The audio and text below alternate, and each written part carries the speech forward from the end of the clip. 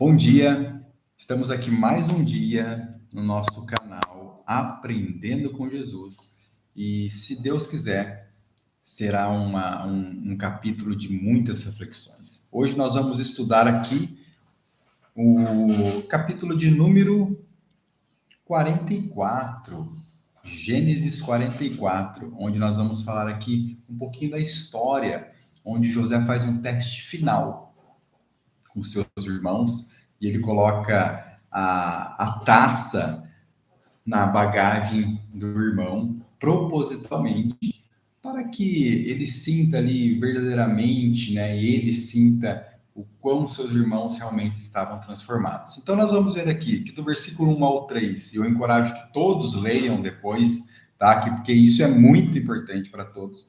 O capítulo inteiro, versículo a versículo, para que vocês tenham também essa reflexão individual, versículo a versículo, que esse é o poder da palavra. Então, do versículo 1 ao versículo 3, José trama colocar a taça ali na bagagem deles, para que isso seja um teste final. Do 4 ao 12, eles encontram a taça nas coisas de Benjamim. Do 13 ao 17, José acusa seus irmãos dentro do plano dele. Ele acusa os seus irmãos de roubo, né, o quanto isso é grave. E depois, do 18 ao 34, a súplica de Judá. Né? Judá, ele vai contar ali toda a história e vai suplicar por misericórdia. E isso é um momento lindo do capítulo, tá? Então, ali é uma estratégia de José. Vamos começar aqui. José, ele já tinha visualizado toda a maravilha que Deus tinha feito para a vida dele. E ele já estava muito feliz porque ele viu que seus irmãos estavam vivos, o seu pai estava vivo, o seu irmão mais novo estava ali presente, eles almoçaram juntos, né? Eles comeram, eles tiveram a oportunidade de conversar, bater um papo, muitas vezes os irmãos sem entender nada, mas imagina a alegria que José já estava no seu coração e quanta gratidão a Deus ele já tinha. Mas ele queria ter a certeza final, e por isso que ele fez esse teste, que nada mais é que quando eles foram embora, depois daquele almoço que eles tiveram, ele chamou o seu administrador e pediu para que ele pegasse uma taça de prata, que era de um valor inestimável ali para o governador, e colocasse nas bagagens de Benjamim, especificamente ele. Ele foi e fez isso. Depois, quando eles foram embora, dentro do plano, os egípcios ali foram atrás deles, pediram para ele parar e falaram: como que vocês pagaram o bem que nós fizemos com você com o mal, e ninguém entende nada? Como assim? Fala, vocês nos roubaram. E aí começa uma acusação e fala que vai revistar toda a bagagem. Os irmãos falam: pode ficar à vontade, se alguém tiver roubado aqui, porque eles tinham já esse caráter transformado, vocês podem matá-lo. Né? E depois dessa revista, eles encontram bem a taça na bagagem de Benjamim. E daí eles rasgam as vestes, não se conformam, e eles vão para a casa de José de novo. Então isso é um resumão geral. E chegando lá, José os acusa, né? Fala: como que vocês fazem isso comigo? Né? Toda a gentileza, toda a nobreza que eu tive com vocês me roubam. Então tudo isso acontece, né? Então esse último teste é o quê? Ele queria saber como seus irmãos reagiriam diante da pressão e das dificuldades da vida. Porque até agora eles estavam indo bem, né? Eles eram honestos, eles devolveram as coisas que colocaram a mais, lembra, na bagagem dele, trouxeram de volta, eles estavam sendo obedientes, exemplos de tudo, então eles estavam indo bem. Mas espera aí, e diante de uma situação difícil? E diante de uma situação onde eles poderiam ser escravos para o resto da vida? Né? Eles deixariam o irmão dele ali para se livrar, né? Para ser livres, mesmo não se importando com o irmão mais novo? Ou eles agiriam em unidade, união, família, e falar assim: não, aqui não. Se for um e for escravo, todos vão ser escravos. Né? Como que eles reagiriam? Então ele tinha esse teste. Então nestes testes, né, era uma situação grave demais para eles. Por quê? Assim como eles fizeram no passado com José, eles poderiam fazer com Benjamim. Afinal, né, eram os irmãos queridinhos, né, de Israel, né, de Jacó, né, antigamente, não era? Então ele queria entender por quê? Porque ali eles poderiam fazer isso, entregar Benjamim para eles não ser presos, para eles não serem escravos, e depois, para justificar para o pai, seria simples: falar: pai, nós fizemos de tudo, nós queríamos trazer, nós estávamos voltando, mas Benjamim roubou um governador, e ele os prendeu, não tínhamos o que nós fazer. Eles poderiam agir assim, mas não, eles tiveram caráter, eles mostraram o seu coração transformado. E daí do 18 em diante, acontece toda a justificativa ali, né? Toda a súplica de Judá, onde ele explica, né? No 16 ele já fala assim ali, né? Ele fala assim, respondeu Judá, depois de ser acusado por José.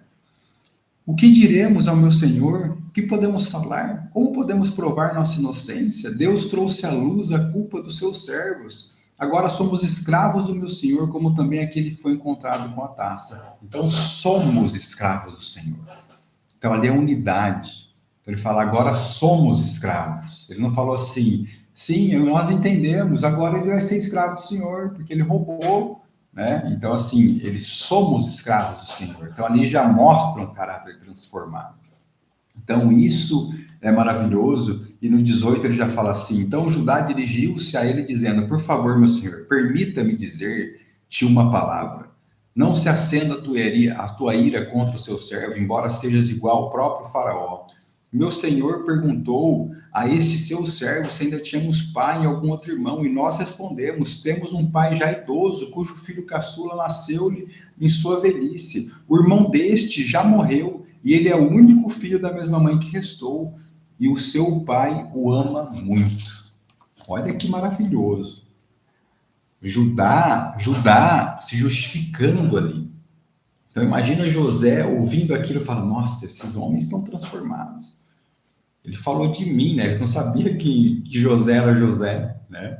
E olha que interessante, ele fala, daí José pensa, nossa, eles estão transformados. Ele falou que está preocupado com o pai, que ele ama muito o filho, que ele já perdeu um filho que ele muito amava.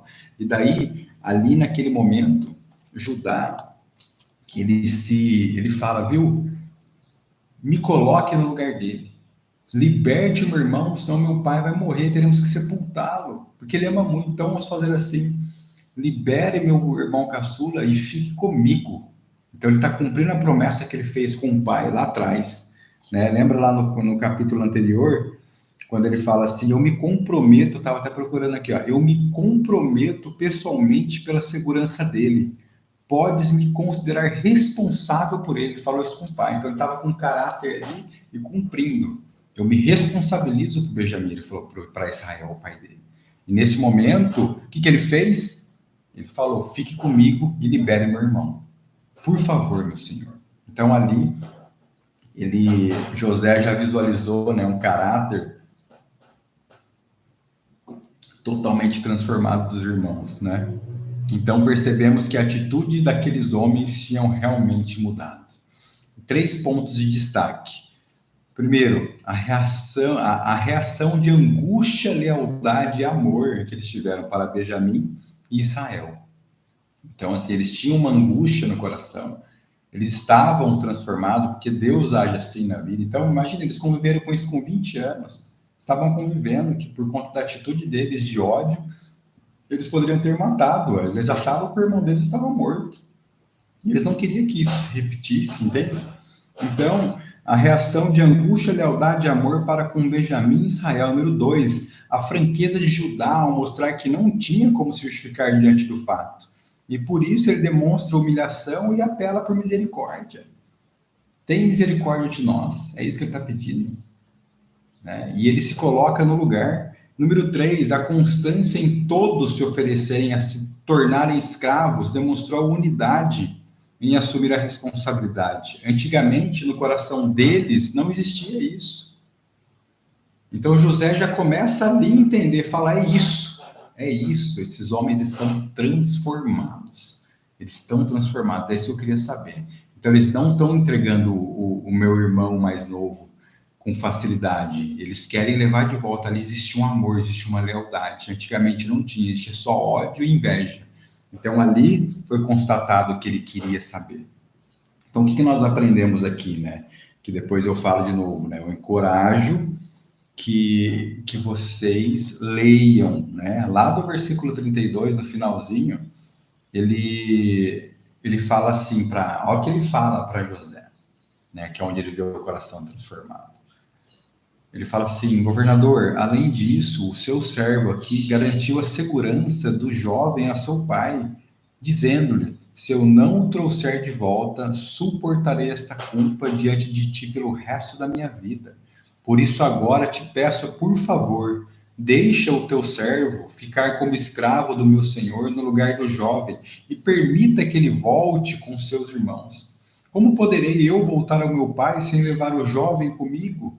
Não, não posso ver o mal que sobreviria ao meu pai.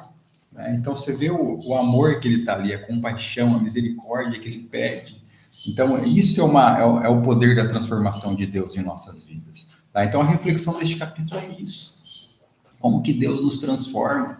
Então, aqueles homens realmente estavam sendo transformados, já haviam acontecido uma transformação em sua mente, em seu coração, maravilhosa, Ou seja, quando a mudança em nossa vida não ocorre pelo bem, Deus usa recursos duros, situações difíceis para produzir o resultado necessário. Então, aqui é a história deles. Então, assim, e que traz a reflexão hoje para a nossa vida. Quando a mudança na nossa vida não ocorre pelo bem, mas pela dor. Deus permite que recursos duros, situações difíceis aconteçam. Por quê? Porque Ele quer nos resgatar. Então imagina que isso foi uma situação difícil para eles e resgatou para produzir o resultado necessário para que eles se transformassem como homens, novos homens, E aqui fica uma reflexão que eu marquei. O tempo é uma grande ferramenta nas mãos de Deus. Se nos submetermos à soberania do Senhor, Ele nos molda dia após dia, até que tenhamos um caráter aprovado por Ele, para que a promessa dele se cumpra em nossa vida. Nós precisamos ter o nosso caráter aprovado. Então, isso é muito maravilhoso para a gente já pensar. Precisamos ter o nosso caráter aprovado pelo Senhor. Ou seja, se hoje ainda ele está balançado, eu não tenho um bom caráter, eu minto, eu sou infiel, eu faço as coisas por fora da lei, Então, assim, eu não estou sendo aprovado por Deus. E para que a promessa de Deus se cumpra em minha vida, eu preciso ter um caráter aprovado por Deus. E Deus quer a salvação de todos. Portanto, se eu não me transformo pelo bem, Deus permite que situações difíceis ocorram em minha vida, em nossas vidas, para que o nosso coração sinta e dessa maneira nós possamos buscar essa transformação. Então, situações difíceis é permitido para produzir resultados necessários para a transformação do nosso caráter. E como eu disse, o tempo é uma grande ferramenta nas mãos de Deus. E se nós nos submetermos à soberania do nosso Senhor, nosso Deus, a soberania de Jesus Cristo, se nós nos submetermos a ela, dia após dia nós seremos moldados para a transformação do nosso caráter. E com essa transformação, a promessa se cumpre. Portanto, não adianta nós ficarmos reclamando que isso está difícil, que eu estou esperando isso acontecer em minha vida, mas não acontece, se você não transformar o seu caráter. Lembre-se que Deus tem uma promessa maravilhosa e um plano maravilhoso na vida de cada um de nós. Porém, nós precisamos ser servos de Cristo, obedientes à tua palavra. Então, a partir do momento que eu me submeto a Deus, eu como nosso soberano, e eu começo a ser obediente em tudo, dia após dia, seremos moldados para que o nosso caráter seja transformado e aprovado por Deus, e assim a sua promessa se cumpra em nossa vida. Amém? E é isso. Capítulo maravilhoso, que possamos, juntos, sempre aprender. E vamos começar esse dia em oração, para que seja mais um dia abençoado e maravilhoso. Amém? Pai, estamos aqui mais um dia gratos, ó Pai. E sempre devemos agradecer, e estamos aqui para agradecer por tudo, Pai. Obrigado pelo ar que respiramos, pela oportunidade de acordarmos mais um dia, pela oportunidade de nos arrependermos dos nossos pecados e desejar que o Senhor seja soberano de nossas vidas, para que o nosso caráter seja transformado e aprovado pelo Senhor, Pai, para que possamos viver na vida eterna ao seu lado. Portanto, o que nós pedimos hoje aqui, ó Pai? Que verdadeiramente nossos corações sejam transformados, que nossa sensibilidade de ouvi-lo, ó Pai, nos ajude a andar pelo caminho correto. Que nossos olhos e ouvidos e sentimentos possam ser sensíveis a saber o que faz mal para a nossa família, para a nossa vida, para que com a nossa transformação possamos ser exemplo e luz para todos, ó Pai. Portanto, age em nossa vida de forma maravilhosa, extraordinária, de forma soberana, ó Pai, de forma sobrenatural, que o Espírito Santo venha até nós, fortifique a nossa vida, ó Pai, faça morada em nosso coração, para que com o Espírito Santo ao nosso lado nós possamos nos transformar e desejar que todo o mal nos afaste de nós, que as coisas do mundo sejam eliminadas da nossa vida e que possamos viver para Ti, ó Pai, para Ti, fitos, focados em Ti, Senhor. Obrigado mais uma vez por tudo isso e por mais esse dia e mais essa palavra que aprendemos. Oramos em nome do Pai, do Filho e do Espírito Santo. Amém e amém. Obrigado, que Deus abençoe a vida de cada um, que seja uma sexta-feira que é hoje maravilhosa, com muita paz, muito amor e muita prosperidade na vida de todos. Um grande beijo e até a próxima, se Deus permitir. Até.